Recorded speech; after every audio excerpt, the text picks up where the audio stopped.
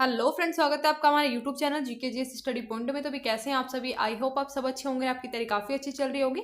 तो भाई आज हम आपके लिए लेकर के आ गए हैं दिल्ली पुलिस एग्जाम के लिए प्रीवियस ईयर प्रैक्टिस सेट, जो कि आपके एग्जाम के लिए काफी इंपोर्टेंट रहने वाले हैं। तो भाई एक एक क्वेश्चन मोस्ट इंपोर्टेंट है और काफी बार आपके एग्जाम में पूछा जा चुका है, ठीक है। और भाई सभी क्वेश्चन एडीक्यूटी पैटर्न बेस्ड रहने वाले हैं, तो प्लीज वीडियो को लास्ट तक वॉच कीजिएगा। और अगर वीडियो अच्छी लगे तो वीडियो को लाइक एंड शेयर भी जरूर से कर दीजिएगा। और अगर चैनल पर नए हैं तो दिल्ली पुलिस एग्जाम के लिए प्रैक्टिस सेट को अटेम्प्ट करने के लिए हमारे चैनल को सब्सक्राइब करके बेल आइकन को जरूर से प्रेस कर लीजिएगा, जिससे आपके पास डेली क्लास की नोटिफिकेशन टाइम से पहुंच जाए। तो देख लेते हैं आज का फर्स्ट क्वेश्चन। भारतीय संसद के गठन का प्रावधान किस अनुच्छेद में किया गया है। तो भाई मोस्ट इंपोर्टेंट क्वेश्चन है, ठीक है। अगर आपने प्रीवियस क्वेश्चन पेपर देखे हैं तो काफी बार पूछा जा चुका है आपके एग्जाम में, ठीक है। तो बात कर लेते हैं भारतीय संसद के गठन का जो प्रावधान है यह किया गया है अनुच्छेद 79 में, ठीक है। ऑप्शन डी आपका राइट आंसर हो जाएगा। और अगर बात कर लेते हैं यहाँ पे अनुच्छेद 81 की, तो भी अनुच्छेद 81 जो है लोकसभा गठन का प्रावधान किया गया है इसमें, ठीक है। नोट डाउन कर लीजिएगा आप। लोकसभा गठन का प्रावधान किया गया अनुच्छेद 81 में। और बात करें अनुच्छेद 80 में राज्यसभा गठन का प्रावधान किया गया है, ठीक है। राज्यसभा गठन का प्रावधान किसमें किया गया है, अनुच्छेद 80 में। तो भाई ये भी आप नोट डाउन कर लीजिएगा प्लीज, ठीक है। बढ़ते हैं नेक्स्ट क्वेश्चन की ओर। गोल्जी उपकरण का प्राथमिक कार्य क्या है। तो भाई बात कर लेते हैं गोल्जी उपकरण के प्राथमिक कार्य की, ठीक है। तो गोल्जी उपकरण का प्राथमिक कार्य क्या है, प्रोटीन संशोधन, ठीक है। इसको हम समझ लेते हैं एक बार। सेल्स नाम का एक चैप्टर है आपका साइंस में, ठीक है। तो वहां से लिया गया है गोल्जी उपकरण का जो ये टॉपिक है, ठीक। तो भाई इसको हम थोड़ा सा समझ लेते हैं, ठीक है। प्रोटीन संशोधन किस टाइप से होता है, ठीक है, क्या इसका स्टार्टिंग प्रोसेस होता है। तो भाई जो गोल्जी उपकरण है ये आपका लिया गया है कहाँ से, साइंस में एक चैप्टर है सेल्स के नाम से, ठीक है। तो वहां से लिया गया है, जिसमें काफी सारी चीजों को दिया रखा है। राइबोसोम हो गया, लाइसोसोम और गोल्जी उपकरण, इस टाइप के कई सारे टॉपिक्स उसमें दिए हुए हैं, ठीक है। तो अगर हम बात कर लेते हैं राइबोसोम, ठीक है। राइबोसोम की अगर हम बात करें, राइबोसोम क्या है भाई, राइबोसोम, ठीक है। तो इसमें राइबोसोम एक होता है, इसको हम किसी दिन डिटेल करेंगे पूरी चीज़ों को, ठीक है। सेल्स का जो चैप्टर है आप लोग कमेंट कीजिएगा अगर आपको पढ़ना है इसको अच्छे डिटेल्ड में, तो भाई हम किसी दिन इसको डिस्कस करेंगे, ठीक है। फिलहाल आप समझिए इतना कि राइबोसोम जो होता है, राइबोसोम क्या करता है, राइबोसोम प्रोटीन का निर्माण करता है, ठीक है। प्रोटीन का निर्माण किसमें किया जाता है, राइबोसोम में। ये क्वेश्चन भी पूछा जाता है आपसे, सिंगल क्वेश्चन पूछा जाएगा कि राइबोसोम किसका निर्माण करता है या फिर प्रोटीन का निर्माण कौन करता है। तो भी राइबोसोम करता है, ठीक है। और अगर बात कर लेते हैं ये करेगा क्या, प्रोटीन का निर्माण। और फिर सेकंड प्रोसेसर जो होगा, ठीक है, सेकंड प्रोसेसर जो होगा वो क्या होगा, गोल्जी उपकरण, ठीक है। तो गोल्जी उपकरण का जो प्राथमिक कार्य फिर हो जाएगा, जैसे ही प्रोटीन का निर्माण हुआ तो भाई जो गोल्जी उपकरण है ये क्या करेगा, प्रोटीन को ट्रांसपोर्ट या फिर संशोधित करने का काम करता है, ठीक है। जो प्रोटीन होता है इसको हमारी बॉडी में ट्रांसपोर्ट करता है गोल्जी उपकरण, ठीक है। और या फिर और प्रोटीन को संशोधित भी करता है, ठीक है। तो इसलिए आपका हो जाएगा option number B right answer. Protein संशोधन का कार्य या फिर प्रोटीन ट्रांसपोर्ट का कार्य जो होता है हमारी बॉडी में गोल्जी उपकरण के द्वारा किया जाता है। और निर्माण प्रोटीन का किसके द्वारा किया जाता है, राइबोसोम के द्वारा किया जाता है। तो भी प्लीज आप नोट डाउन कर लीजिएगा इसको, ठीक है। और ये एक आपका यहाँ पे डीएनए, ठीक है। डीएनए जो दिया है, डीएनए की फुल फॉर्म आप देख लीजिएगा यहाँ पे, ठीक है। डीएनए की फुल फॉर्म हो जाएगी डीऑक्सीराइबो न्यूक्लिक एसिड, ठीक है। ये भी आपसे पूछी जाती है। तो भाई डीऑक्सीराइबो न्यूक्लिक एसिड जो है डीएनए की फुल फॉर्म हो जाएगी, ये भी आप नोट डाउन कर लीजिएगा। बढ़ते हैं नेक्स्ट क्वेश्चन की ओर। भारत में संसद की व्यवस्था किस देश के संविधान से ली गई है। तो भाई बात करें भारत में जो संसद व्यवस्था है यह किस देश के संविधान से ली गई है। तो भाई यह ली गई है कहाँ से, ब्रिटेन से ली गई, ठीक है। ऑप्शन बी राइट आंसर हो जाएगा। और अगर हम बात कर लेते हैं हमें मूल अधिकार जो लिए गए हैं, तो भाई कहाँ से लिए गए, मूल अधिकार लिए गए हैं अमेरिका के संविधान से। वहीं अगर हम बात कर लेते हैं नीति निर्देशक तत्व या फिर डीपीएसपी, तो भाई ये लिए गए हैं कहाँ से, आयरलैंड से, ठीक है। डीपीएसपी जो है ये कहाँ से लिए गए हैं, आयरलैंड के संविधान से लिए गए हैं। तो ये आप नोट डाउन कर लीजिएगा। बढ़ते हैं नेक्स्ट क्वेश्चन की ओर। संविधान के अनुच्छेद 279A के अनुसार जीएसटी परिषद के निर्णयों के लिए उपस्थित और मतदान करने वाले सदस्यों भारी मतों के किस प्रकार के बहुमत की आवश्यकता होती है। तो संविधान के अनुच्छेद 279A के अनुसार जीएसटी परिषद के निर्णयों के लिए उपस्थित और मतदान करने वाले सदस्यों को भारी मतों में किस प्रकार के बहुमत की आवश्यकता होती है, ठीक है। ये क्वेश्चन आपसे पूछा गया है। तो यहाँ पे आपका हो जाएगा ऑप्शन नंबर बी, ठीक है। 3/4 बहुमत की आवश्यकता होती है, ठीक है। तो भाई नोट डाउन आप कर लीजिएगा। और अगर हम बात कर लेते हैं वित्त आयोग की, ठीक है, तो वित्त आयोग को देख लीजिएगा। वित्त आयोग का वर्णन जो है अनुच्छेद 280 में किया गया है। डायरेक्ट क्वेश्चन आपसे पूछा जाएगा, ठीक है, क्योंकि पूछा गया है इस टाइप से क्वेश्चन। तो भाई बात कर लेते हैं जीएसटी कमेटी की, ठीक है। जीएसटी कमेटी के जो अध्यक्ष होती हैं कौन होते हैं? वित्त मंत्री, ठीक है। जीएसटी कमेटी के अध्यक्ष होती हैं वित्त मंत्री। और बात कर लेते हैं वर्तमान में अध्यक्ष कौन है? निर्मला सीतारमन, जो कि हमारी फिलहाल वित्त मंत्री हैं, ठीक है। तो जीएसटी कमेटी के सदस्यों की बात करें तो भाई जो सभी राज्यों के वित्त मंत्री होंगे, ठीक है, फाइनेंस मिनिस्टर जो हमारे सभी स्टेट में होते हैं, तो वही क्या होते हैं? जीएसटी कमेटी के सदस्य होते हैं। और जीएसटी कमेटी के अध्यक्ष होते हैं वित्त मंत्री, यानी कि फाइनेंस मिनिस्टर जो हमारे होंगे, सेंट्रल फाइनेंस मिनिस्टर, ठीक है, तो वो क्या हो जाएंगे? जीएसटी कमेटी के अध्यक्ष हो जाएंगे, ठीक है। तो ये आप नोट डाउन कर लीजिएगा। बढ़ते हैं नेक्स्ट क्वेश्चन की ओर। भारतीय संसद के 2 सदन कौन से हैं? तो भाई भारतीय संसद के 2 सदनों की बात कर लेते हैं, तो कौन कौन से हैं? लोकसभा एवं राज्यसभा, ठीक है। ऑप्शन आपका बी हो जाएगा राइट आंसर। बढ़ते हैं नेक्स्ट क्वेश्चन की ओर। निम्न में से कौन सा विधेयकों पर राष्ट्रपति या राज्यपाल की स्वीकृति अनुच्छेद 255 के कानूनी निहितार्थ को सही ढंग से दर्शाता है? तो भाई बात करें इनमें से कौन सा विधेयकों पर राष्ट्रपति या राज्यपाल की स्वीकृति अनुच्छेद 255 के कानूनी निहितार्थ को सही ढंग से दर्शाता है, ठीक है। तो ये आपका राइट आंसर यहाँ पे हो जाएगा। यदि सहमति दे दी गई है तो पूर्व अनुशंसा को छोड़ देने से कानून अमान्य नहीं हो जाता, ठीक है। तो भाई इसमें क्या है, आप इस क्वेश्चन को थोड़ा सा समझिएगा कि यदि कोई भी विधेयक, ठीक है, कोई भी कानून बनाया जाता है तो भाई कैसे बनाया जाता है? संसद के दोनों सदनों द्वारा पारित होगा और फिर क्या होगा? राष्ट्रपति जी द्वारा उस पर हस्ताक्षर किए जाएंगे, तो उसके बाद क्या है? उसको लागू किया जाता है। लेकिन अगर कभी ऐसा हो जाता है कि संसद के सदनों द्वारा, उनके वहां के लोगों द्वारा उसको क्या है? स्वीकृत कर दिया गया है, सहमति दे दी गई है, लेकिन किसी कारणवश राष्ट्रपति जी की अनुमति या फिर सहमति नहीं ली गई है उस पर, ठीक है, तो क्या है? उसको फिर भी लागू किया जाएगा अनुच्छेद 255 के द्वारा। यदि आप उसको कानून को लागू करने के बाद जो है राष्ट्रपति जी से हस्ताक्षर करा लेते हैं, उनसे क्या है, एक बार उनको ये सारी चीजें दिखा देते हैं कि भाई इस टाइप से हमने ये कानून बनाया है, ये सब किया है, मतलब उसको आप पहले लागू कर सकते हैं अनुच्छेद 255 के तहत, ठीक है। लेकिन बाद में आपको उसकी सहमति राष्ट्रपति जी से फिर भी लेनी पड़ती है, ठीक है। तो ये आपका राइट आंसर हो जाएगा और ये आपके क्वेश्चन का मीनिंग हो जाएगा, तो आप अच्छे से समझिएगा, ठीक है। बढ़ते हैं नेक्स्ट क्वेश्चन की ओर। भारतीय संसद के कितने अंग होते हैं? तो भाई भारतीय संसद के कितने अंग होते हैं? तो भाई 3 अंग होते हैं। ऑप्शन सी हो जाएगा, लोकसभा, राज्यसभा और राष्ट्रपति, ठीक है। ये क्या है? भारतीय संसद के 3 अंग हैं, तो भाई ये आप नोट डाउन कर लीजिएगा। बढ़ते हैं नेक्स्ट क्वेश्चन की ओर। निम्न में से कौन भारत में कानूनों को बनाता है? तो भाई भारत में कानून किसके द्वारा बनाए जाते हैं? तो भाई कानून जो बनाए जाते हैं राष्ट्रपति और संसद के दोनों सदनों के द्वारा बनाए जाते हैं, तो ऑप्शन सी राइट आंसर हो जाएगा, ठीक है। बढ़ते हैं नेक्स्ट क्वेश्चन की ओर। जब प्रकाश वायु से किसी माध्यम में प्रवेश करता है तो उसकी गति बदल जाती है। इस संक्रमण के दौरान प्रकाश का निम्नलिखित में से कौन सा गुण स्थित रहता है? तो भाई बात की गई है यहाँ पे कि जब प्रकाश वायु से किसी माध्यम में प्रवेश करती है, ठीक है, तो उसकी गति बदल जाती है। इस संक्रमण के दौरान प्रकाश का निम्न में से कौन सा गुण जो है स्थित रहता है? तो भाई आपका हो जाएगा ऑप्शन सी, आवर्ती, ठीक है। आवर्ती जो है यह क्या है? स्थित रहता है, ठीक है। बढ़ते हैं नेक्स्ट क्वेश्चन की ओर। भारतीय संसद के उच्च सदन को किस नाम से जाना जाता है? तो भाई भारतीय संसद के उच्च सदन के नाम से जाना जाता है राज्यसभा को। ऑप्शन बी आपका राइट आंसर हो जाएगा, ठीक है। बढ़ते हैं नेक्स्ट क्वेश्चन की ओर। राज्यसभा के सदस्यों का कार्यकाल कितने वर्ष का होता है? तो भाई राज्यसभा के सदस्यों का जो कार्यकाल होता है कुल 6 वर्ष का होता है, ठीक है। ऑप्शन आपका ए राइट आंसर हो जाएगा।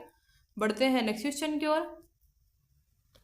भारतीय साक्ष्य अधिनियम BSA का लक्ष्य जो है भारतीय साक्ष्य कानून को निम्न में से प्रगतिशील के साथ जोड़ना है। तो भाई यहाँ पे डैश आ जाएगा, निम्न में से किसके साथ जोड़ना है, ठीक है, किस प्रगतिशीलता के साथ जोड़ना है? तो भाई फोरेंसिक विज्ञान और डिजिटल प्रौद्योगिकी, ठीक है। ऑप्शन ए राइट आंसर हो जाएगा, यानी कि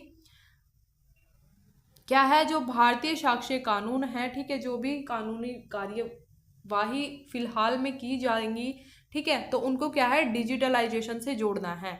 यानी कि अगर आप किसी भी क्राइम की जांच कर रहे हैं, ठीक है, या किसी भी चीज की आप किसी भी चीज़ की आप जांच कर रहे हैं, क्राइम वगैरह की, ठीक है, तो उसमें आपको क्या है, डिजिटलाइजेशन का प्रयोग करना होगा, यानी कि उसकी आपको रिकॉर्डिंग वगैरह करनी होगी अपने फ़ोन में, या फिर जिस तरीके से किसी भाई चोर वगैरह का या फिर किसी किडनैपर वगैरह का आप फ़ोन ट्रैक करते हो, ठीक है, किसी मुजरिम का फ़ोन ट्रैक किया जाता है पुलिस के द्वारा, ठीक है, तो उस चीज़ों को क्या है, वो क्या हो जाता है, डिजिटलाइजेशन, ठीक है, डिजिटल प्रौद्योगिकी हो जाएगी आपकी, भारतीय साक्ष्य अधिनियम में जुड़ जाएगी, ठीक है। बढ़ते हैं नेक्स्ट क्वेश्चन की ओर।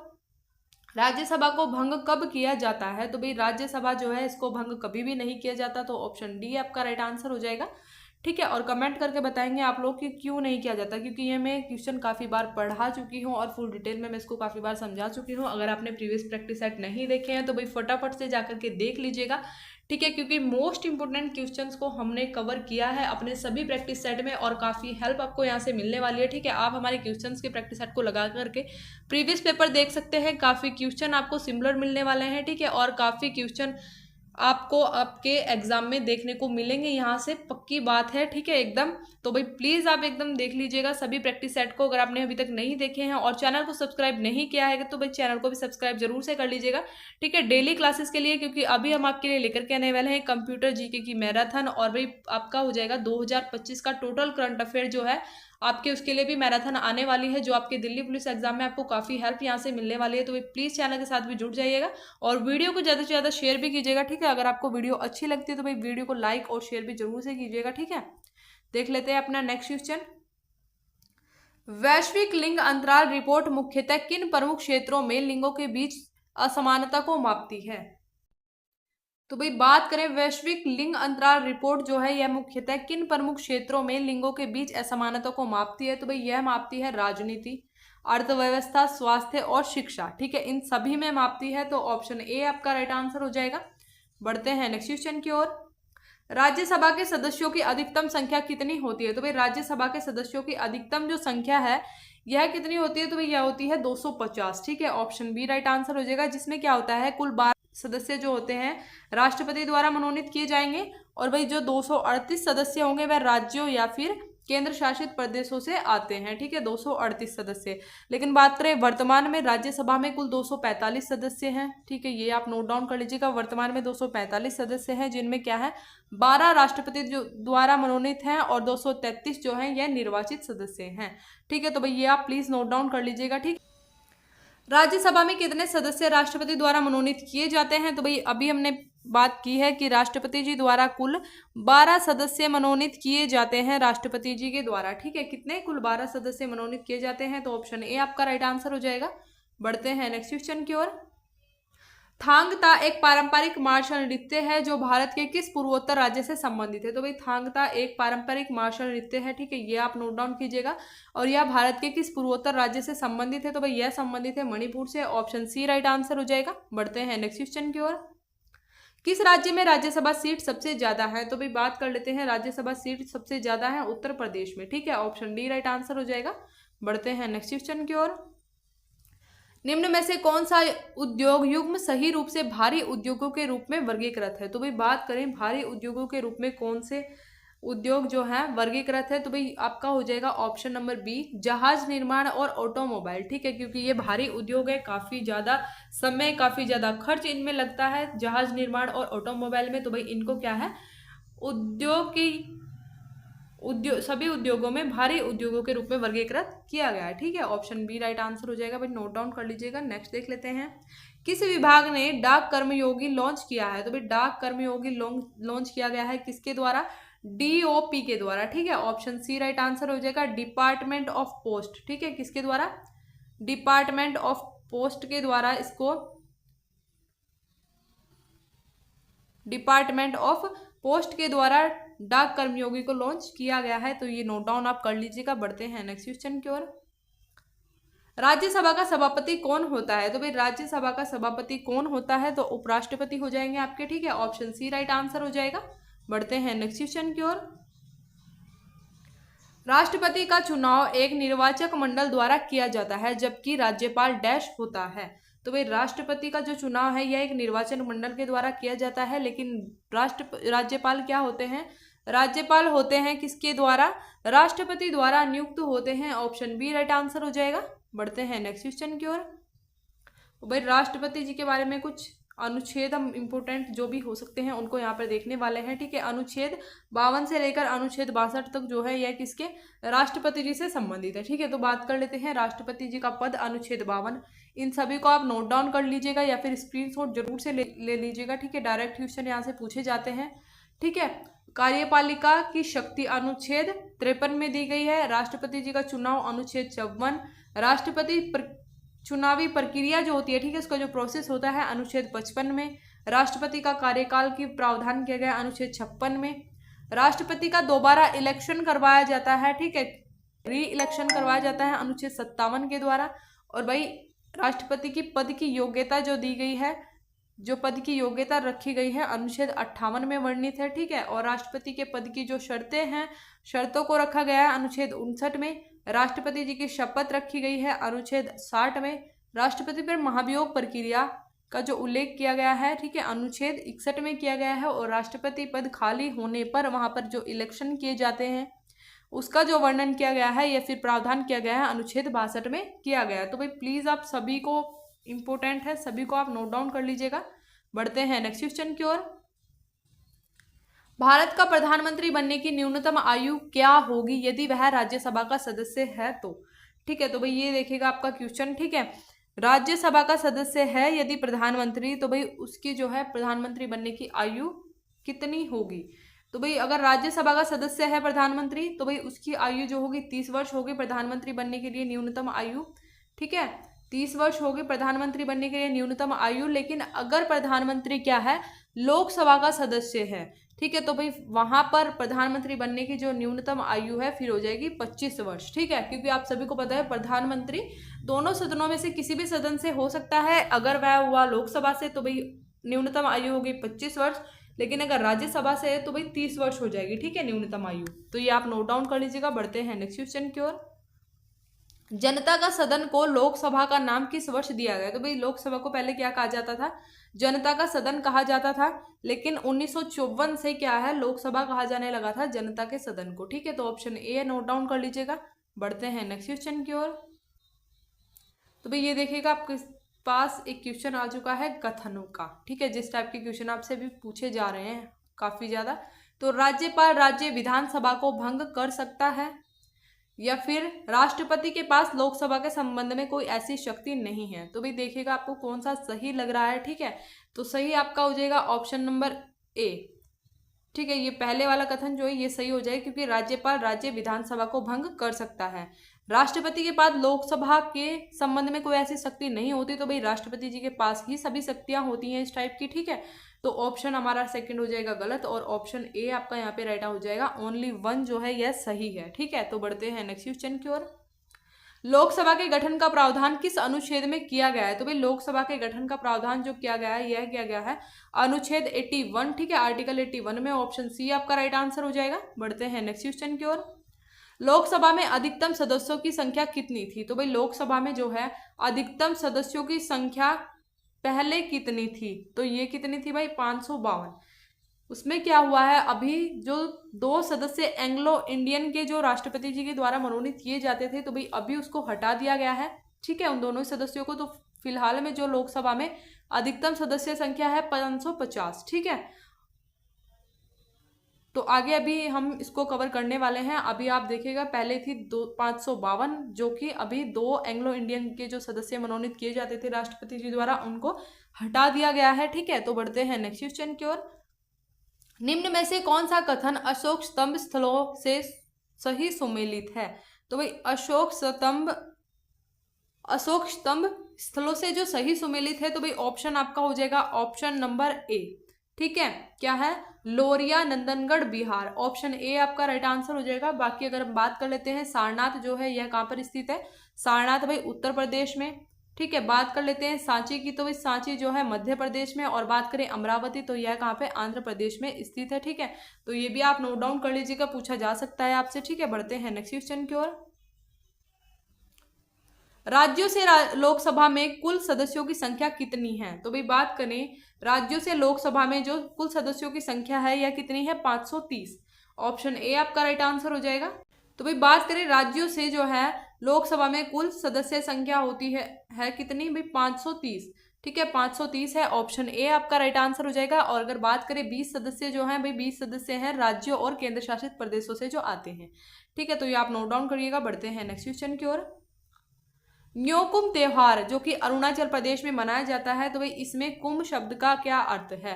ठीक है, न्योकुम त्योहार आप नोट डाउन कीजिएगा, अरुणाचल प्रदेश में मनाया जाता है। और इसमें कुंभ शब्द की बात करें तो कुंभ शब्द का अर्थ है इसमें सामूहिकता। ठीक है, ऑप्शन नंबर सी आपका राइट आंसर हो जाएगा। बढ़ते हैं नेक्स्ट क्वेश्चन की ओर। भारतीय राष्ट्रपति के द्वारा लोकसभा में आंग्ल भारतीय समुदाय के कितने सदस्यों को मनोनीत किया जाता है?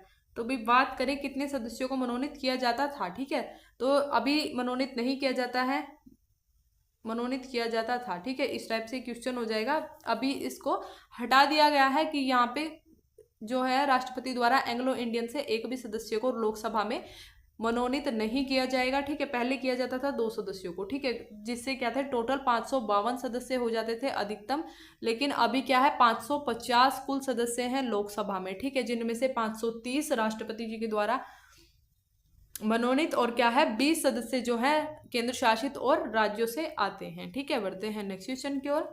लोकसभा के प्रथम अध्यक्ष कौन थे? तो भी बात करें लोकसभा के प्रथम अध्यक्ष थे जीवी मावलंकर। ऑप्शन ए आपका राइट आंसर हो जाएगा। बढ़ते हैं नेक्स्ट क्वेश्चन की ओर। 6 स्वरों वाला राग डैश जाति के अंतर्गत वर्गीकृत किया जाता है। तो भाई ये आपका क्वेश्चन काफी बार पूछा जा चुका है। ठीक है, तो प्लीज आप नोट डाउन कर लीजिएगा। 6 स्वरों वाला राग जो है यह किसमें शाडव जाति के अंतर्गत वर्गीकृत किया जाता है। ठीक है, ऑप्शन सी आपका राइट आंसर हो जाएगा। शाडव जाति के अंतर्गत वर्गीकृत किया जाता है 6 स्वरों वाला राग। ठीक है, बढ़ते हैं नेक्स्ट क्वेश्चन की ओर। लोकसभा अध्यक्ष अपना त्यागपत्र किसे संबोधित करता है? तो भी लोकसभा अध्यक्ष जो है ये अपना त्यागपत्र देते हैं लोकसभा उपाध्यक्ष को।